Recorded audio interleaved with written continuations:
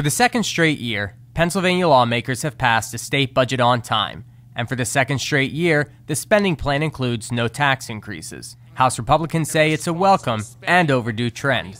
And what we had during the 8 years of the previous administration was an unpredictable environment. People actually, entities ended up borrowing money, paying interest on that money, really not knowing from one day to the next where their budget was going. And I think we had a responsibility. We met our responsibility. And I'm very confident that we'll meet that responsibility as an on-time budget in the future. The $27.7 billion budget represents a 1.45% increase over the current fiscal year, but is still below the rate of inflation. House Republicans ensured that the cuts to education and human services in Governor Corbett's budget proposal were mostly, and in some cases, fully restored. This is a balanced, no frills, no new taxes proposal. Certainly fiscally responsible.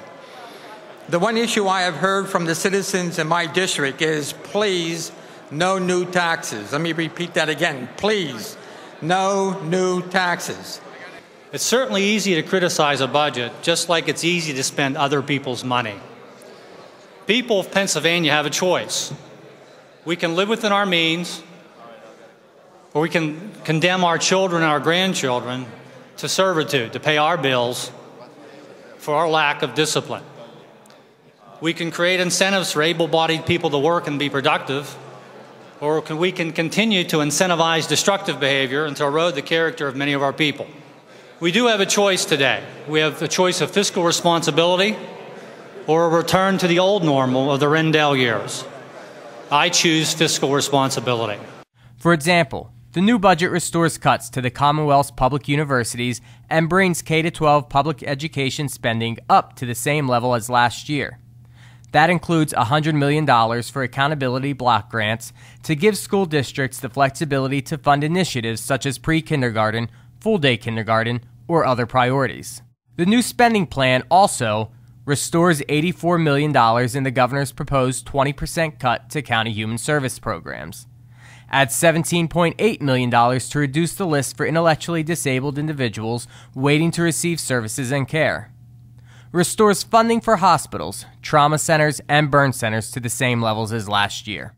In the past, this legislature played a shell game of manipulating money, spending money we did not have to reward special interests at the expense of the taxpayer. Well, the taxpayer is tapped out. They demand we spend within our means. And this is a fiscally responsible budget. This budget is responsible. It prioritizes hard-earned tax dollars. It takes care of the most vulnerable. It provides for public education, quality public education, and is targeted and lives within its means. Reporting from Harrisburg, I'm Anthony Tezak.